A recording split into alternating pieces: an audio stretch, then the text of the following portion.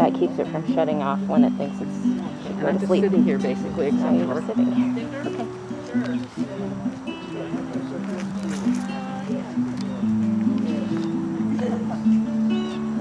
I actually never got on this morning. I was in a class that might miss it. Charger online. Good morning and welcome to UUCC, the Unitarian Universalist Church of Canandaigua.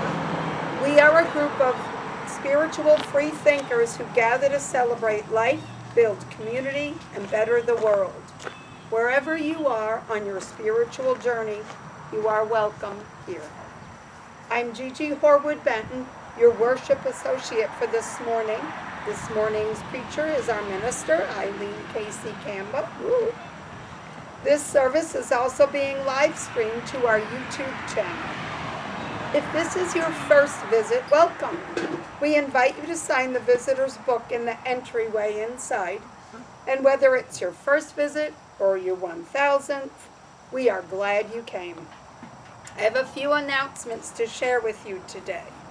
There are papers inside your hymnals for you to write down your joys and sorrows, and you can check boxes if you want it read or not, or if you want to talk with Eileen later. Please wear a mask. Masks are available for anyone who forgot one. We aren't able to sing in unison yet, but humming, dancing, swaying, and other expressions are strongly encouraged. Child care will be provided outside behind the church for children who can wear a mask. All RE volunteers are vaccinated. Next Sunday's service, September 26th, will be a virtual service on Zoom with guest Reverend Peggy Meeker, not outside at church. Any emails from Brandon Steele President at gmail.com are fake and scams. Please report them as spam and do not reply. Brandon's emails are board@canandaiguauu.org or steelebrandon@gmail.com or steelebrandon777@gmail.com. Are there any other announcements for the good of the community? As we prepare to be fully together, I remind you to silence your phones and devices. We now enter a space of worship.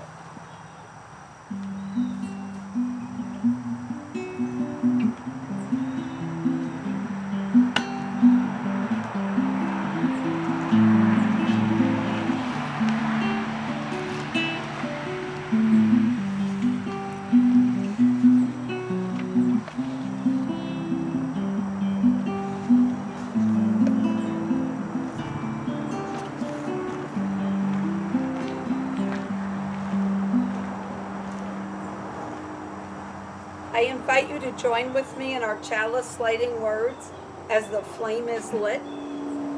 We gather this hour as people of faith with joys and sorrows, hopes and needs. We light this beacon of hope, sign of our quest for truth and meaning, in celebration of the life we share together.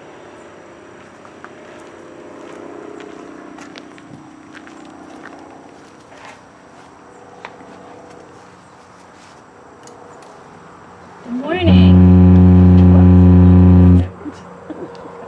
Go up a step. Good morning. Good morning to our folks who are here, and good morning to our folks who are streaming us on YouTube now or later in the week. I'm so glad to be with you today. So my child's first day of kindergarten was earlier this week, and he had been pretty nervous about it for a while. So after his first day, he had a homework assignment on the school app that we use to communicate with his teacher in his classroom.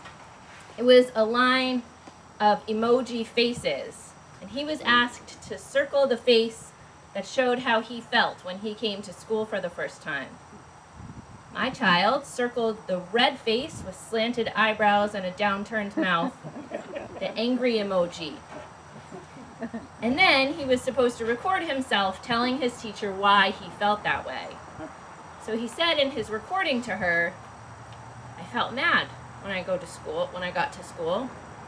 I was mad because, and then he glanced up at me across the table, because my mom left me there without her.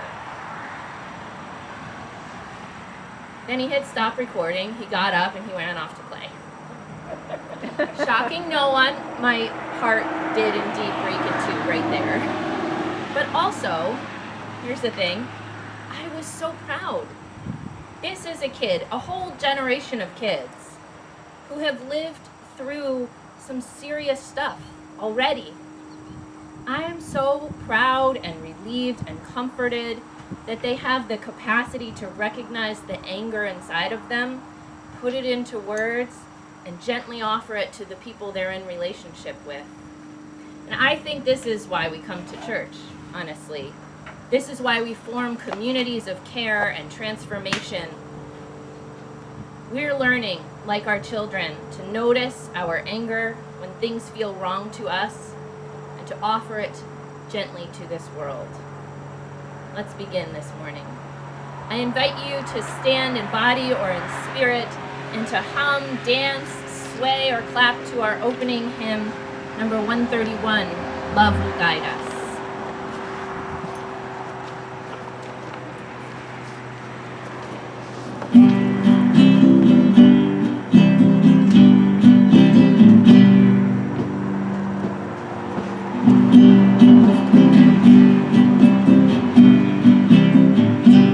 Love will guide us, Jesus guide us, hope inside us will lead the way on the road from greed to giving. Love will guide us through the dark night. If you cannot sing like angels, if you cannot speak before thousands, you can give from deep within you. You can change the world with your love, and love will guide us. Jesus guide us, hope inside us will lead the way on the road from greed to giving. Love will guide us through the dark night. Love will guide us through the dark night.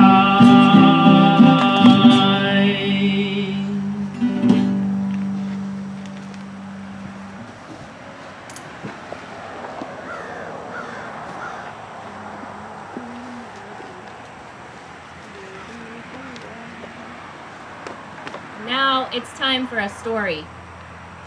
This morning's story comes to us from Greek mythology. It's the story of Persephone and maybe more importantly of Demeter. So maybe you've heard this story before, or maybe it's the first time you're hearing it. The Greek myths tell us that Persephone was the daughter of Demeter. And Demeter was the goddess of the harvest, of agriculture, of wheat and grains. She made all the good things on this earth grow. And so one day, Hades, the god of the underworld, of death, decided he was lonely and that he needed a companion with him in the underworld. And because he didn't come to Owl and no one had taught him about consent, he decided to take one for himself without even asking. And so he came up to the earth above ground, and he took Persephone and carried her away with him to be his companion in the underworld. And her mother Demeter was so sad and so angry that she stopped allowing all the good things on this earth to grow. She stopped the grain from growing. She stopped the fruit from getting ripe on the vine. She stopped the leaves from being green on the trees, and everything turned brown and then gray. Everything was dead. And the people were hungry. There was no harvest, and the animals were hungry. There was no food to be had above ground. And so the other gods got together and said, we can't let this go on. Demeter's anger will destroy all of the life on this earth. We have to do something about it. And so what they did was plead to Hades, please let Persephone go. Let Persephone come back to her mother, make things right, which have been made wrong. And Hades agreed after some convincing. He agreed to let Persephone go, and he said, but there is a curse of the underworld. If you have eaten anything here, then you cannot go forever. And to her great sadness, Persephone had indeed eaten 3 seeds of a pomegranate. And so Persephone was able to return to her mother, whose anger abated, who allowed good green things to grow again, and fruit to ripen, and grain to blossom. And the people had food to eat. But for a few months every year, Persephone had to return to the underworld because of that curse. And this is why we say during these dark few months of winter, the earth turns brown and gray and cold, and living things stop growing. But always, we know, Persephone will come back, her mother's anger will be abated, and good green things will grow again. And this is the end of our story.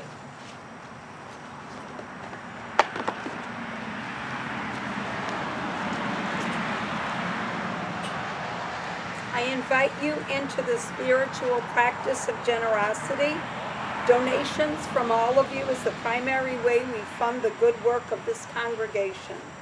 1/4 of our plate collection this season goes to Keeping Our Promise, an organization working to help resettle refugees from Afghanistan and nearby countries to the Rochester area. You can give to this morning's offering by placing cash or a check into the basket, or if you are joining from home by visiting canandaigua.org/connection/donate, or mailing a check to the UUCC at 3024 Cooley Road, Canandaigua, New York 14424. In either case, make note that your gift is intended for today's offering. We now gratefully accept the offering.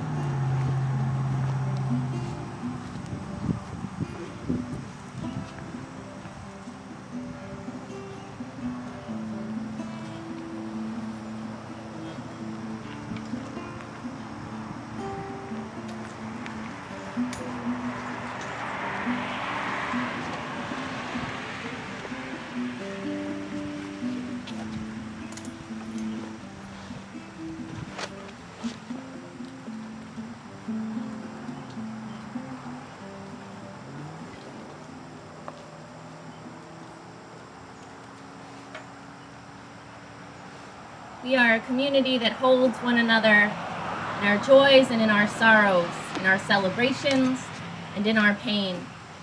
And so you see in your hymnal there is a piece of paper where you can write your biggest joys or deepest sorrows if you carry any in your heart today. Maybe you already have. And if so, I invite you forward to place them in the basket on the altar here at front now at this time. You can check whether you'd like them shared with the service or not, and you can also check whether you'd like to speak with me about them or not. Are there any joys or sorrows to bring forward today?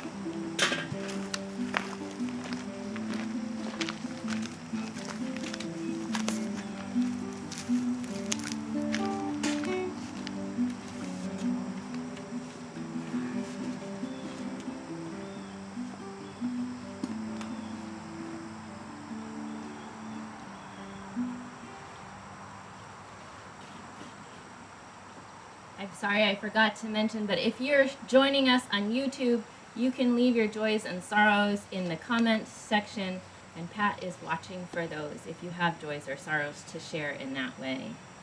And this morning we lift up what is on our hearts, knowing that whatever it is, we are with one another in that sorrow or in that joy.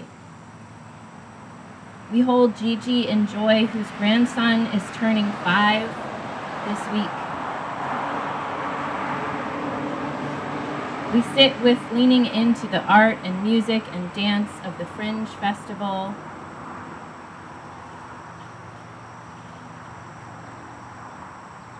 We hold the daughter-in-law of Pat and Bill in our hearts as she has surgery this week.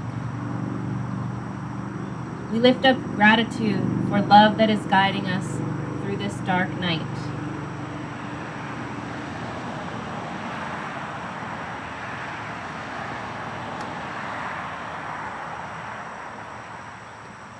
We share sorrow for Carrie's mother and hold her in our hearts, and especially the trip that they were supposed to take together.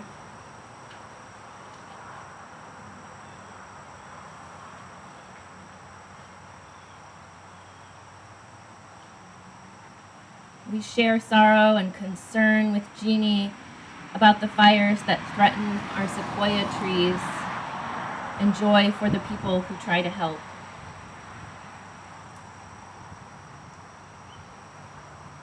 And we share in Laura's joy as her son prepares to be married. For all these and the joys and sorrows that lay silently in our hearts, we are with one another. And I invite you now into a time of centering, followed by shared silence.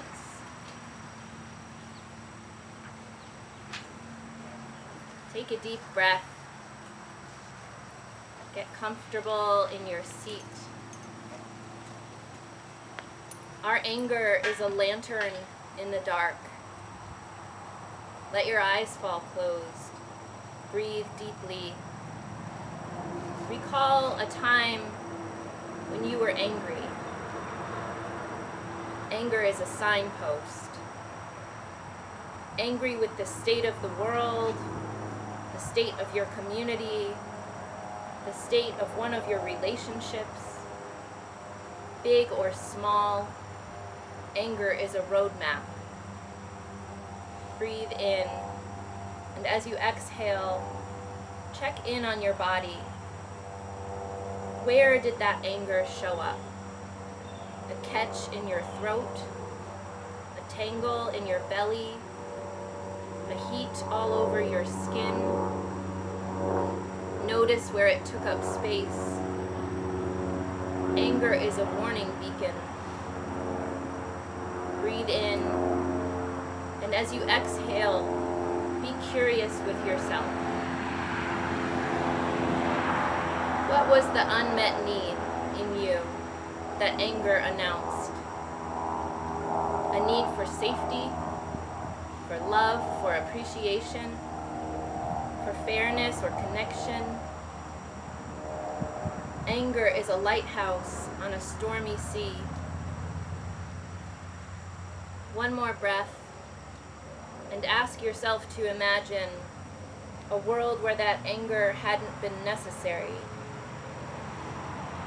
Tell yourself, I can see a world where we are all safe, loved, appreciated, fair, connected, where all our needs are met.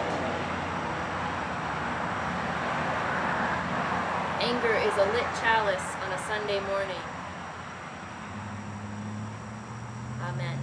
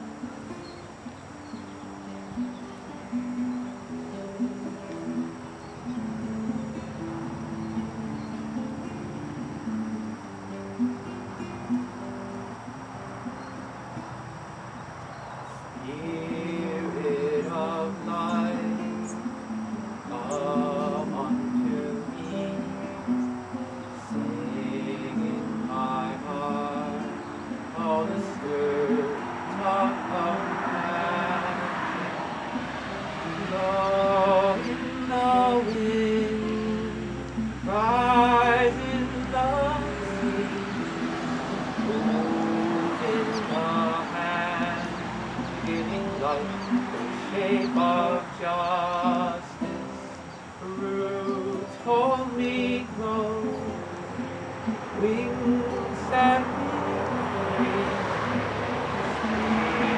Spirit of God, come to me, come to me.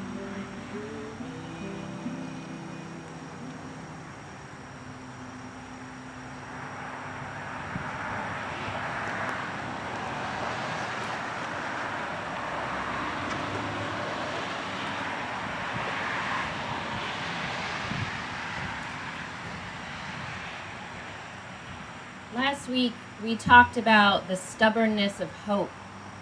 And I do want a devotion to hope, even in the midst of despair, to become our spiritual lens for this whole church year. Hope, but not cheerfulness necessarily. Not false optimism or toxic positivity. Here's what we're not going to do. Pretend everything is fine or will be without tears, rage, sweat, and call that hope. I want us to make room in our hearts for hope to be born, but I also know that we're angry right now. I'm angry. I'm so angry about the last year and a half, about the state of the world right now, about the sequoias. I feel angry whenever I consider how many times this pandemic could have been over if the right people had decided to do the right things. I'm furious about the utter needlessness of 500,000 fellow citizens' deaths. I'm angry that the seats of power in this country have again and again prioritized productivity over people. The accumulation of wealth over actual lives. I'm livid that we told caretakers of children and disabled people and the elderly to stay home and gave them no social or financial supports to make that possible. Nobody's shocked that most of those people are women, right? I myself have worked at home for a year and a half with 2 children under 5 and no childcare. And I know that many of you here have done something similar. I am angry at the church, the white evangelical Protestant church that is not nearly far enough removed in style or in substance from our own church.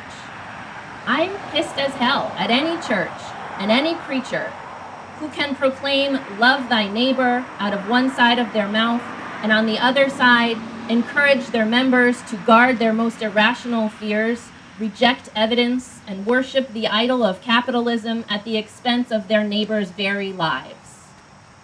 I am outraged at the widespread display of animosity toward the well-being of neighbors. I cannot stomach the anger underneath the realization that a whole lot of people, far, far too many, are indifferent to the deaths of so many of their siblings on this earth. That they'd rather live as if everything is normal, numb to the consequences of it all, numb to reality, than make some small sacrifices for the sake of others. And I'm here to say it's okay if you're angry too. Because there it is, actually. I'd rather be angry than numb. Anger, in this instance, is a gift. Constant contentment is only a virtue in a cult. In fact, our squeamishness at anger, the quickness with which we tend to squash it down, is, sorry to tell you, the hallmark of the good old cult of white supremacy. It serves the worst purposes of capital. Put a smile on and do your work, even while you seethe with rage underneath to please the gods of industry. It's absolute poison to our communities to bury all our anger, to make anger a sin. Without anger to agitate communication and transformation, all our wounds just fester. So I invite you this morning and any morning to get angry, friends.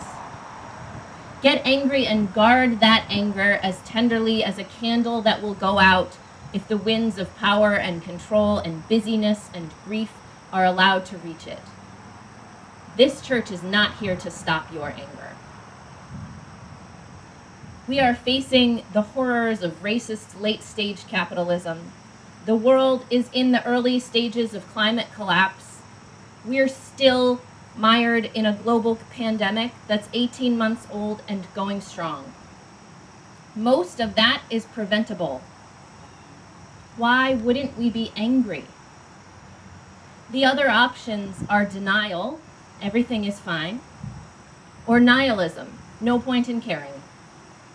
There is a point in caring, though. Most of that was preventable, and all of it is transformable. This world cannot be irrevocably broken. So our anger may be the fire that brings life back to our common soil, that fuels us toward liberation.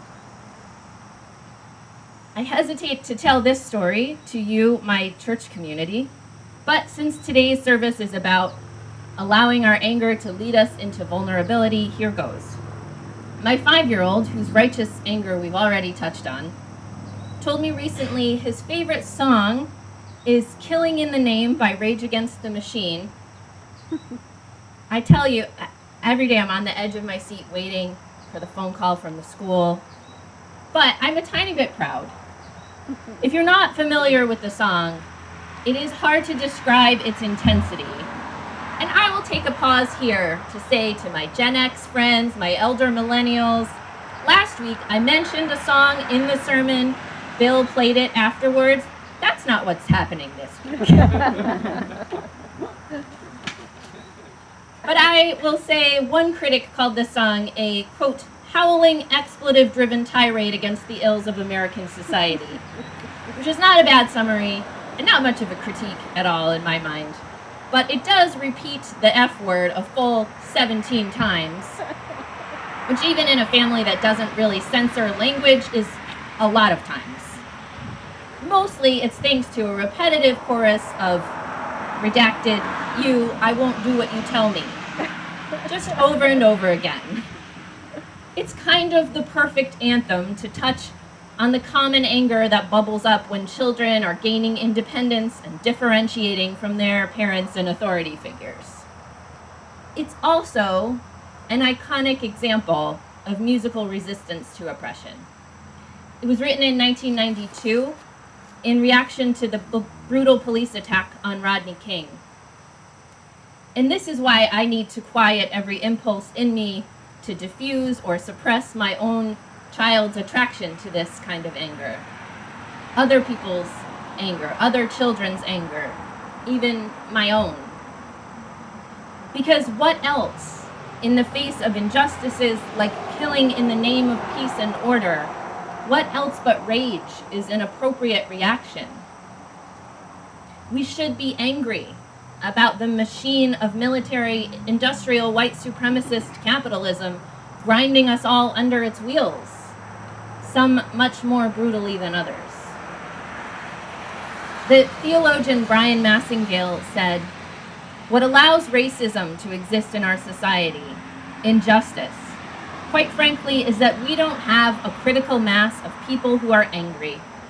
To put it more directly, we don't have a critical mass of middle-class white Americans who are angry about the situation. Anger is a passion that moves the will to justice.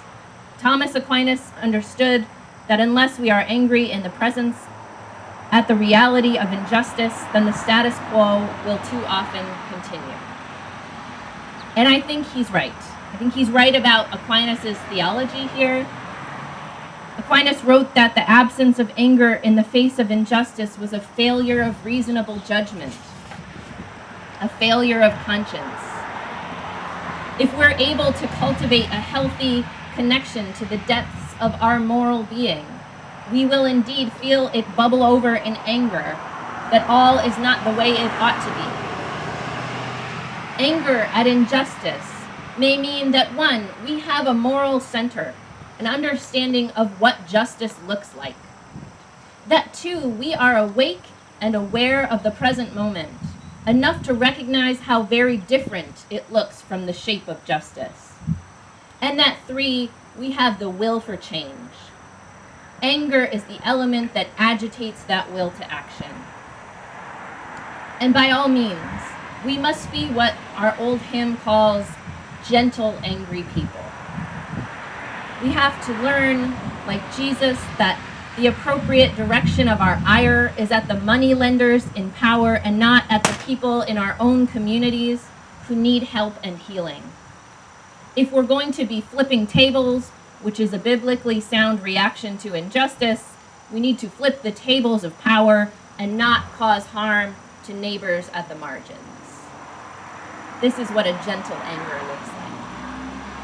We must also hold our anger gently in protection of our own selves. If we carelessly stoke a wildfire within, we can damage our own spirit as well. But we can allow our fierce anger to be a guide for us, to guide us into gentle choices with our behavior, choices that nurture life, that uphold the dignity of all beings, that arise out of a trust in a hopeful future. We can let our anger cast a gentle light on the boundary between right and wrong, just and unjust. A spiritually healthy anger can burn away all of what doesn't matter and make clear exactly what does. And finally, anger, like sorrow and joy, connects us to one another when we hold it gently. It illuminates where our common boundaries are. It binds us together. It binds together those of us who would hold those boundaries together. A communal anger can give birth to communal action. It can give us the strength to stand together, unmoving against the tide of injustice. So friends, I'm angry, and I'm not ashamed to be. I hope you're angry alongside me. I hope your spirit is on fire with a righteous indignation, because our gentle, persistent anger can change this world, and it must. May it be so.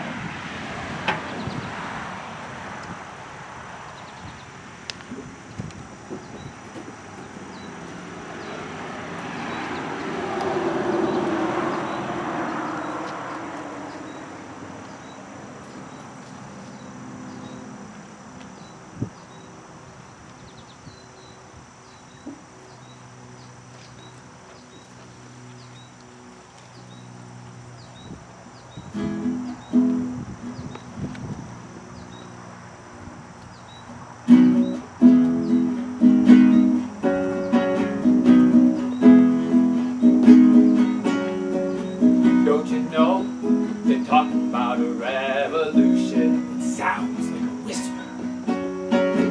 Don't you know they're talking about a revolution? It sounds like a whisper.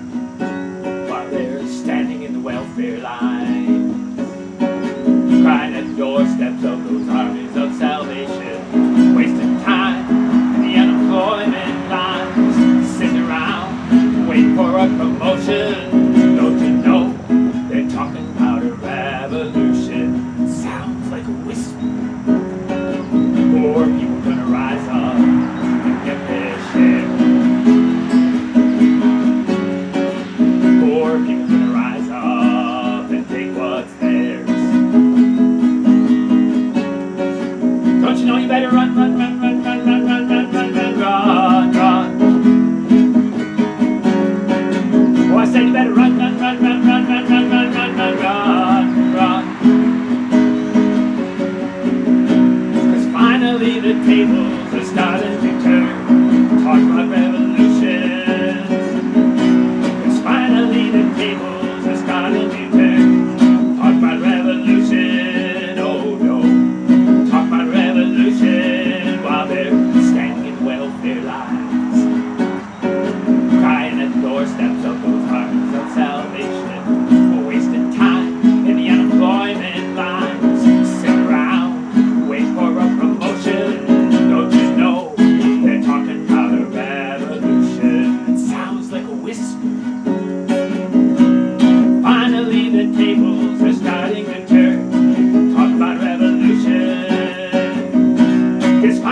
the tables are starting to turn. Talk about revolution, oh no. Talk about revolution, oh no. Talk about a revolution, oh no.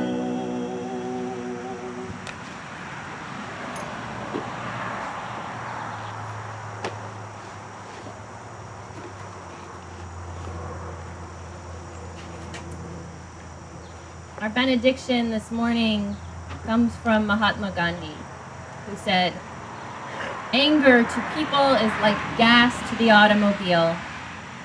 It fuels you to move forward to a better place. Without it, we would not be motivated to rise up to a challenge. It is an energy that compels us to define what is just and what is unjust."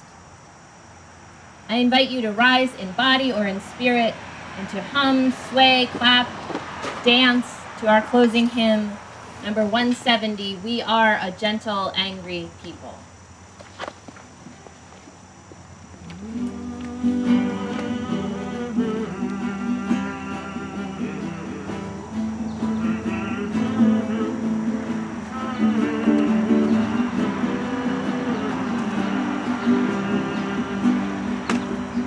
We are gentle, angry people, and we are singing, singing for our lives.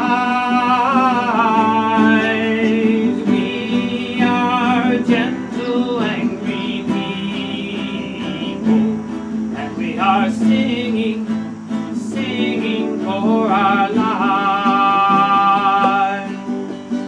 We are justice-seeking people, and we are singing, singing for our lives.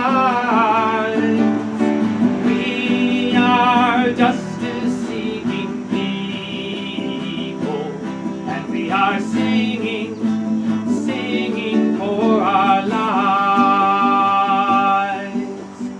We are young and old together,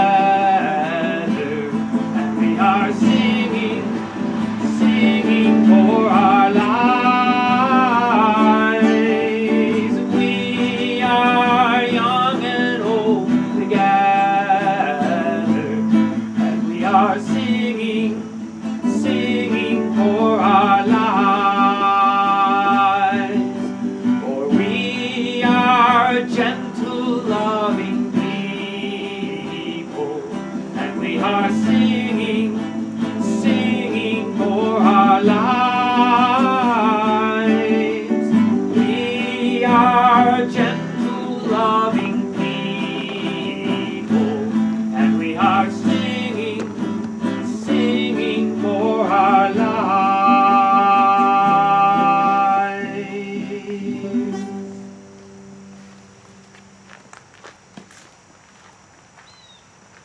Please join me in our words as we extinguish the chalice. We extinguish this flame, but not the light of truth, the warmth of community, or the fire of commitment. These we carry in our hearts until we are together.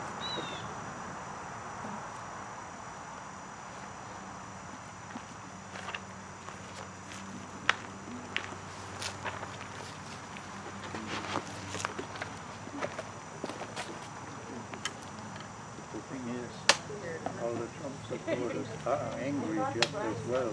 They are. Yeah. We just think they're mistaken in what they're angry about. That's all.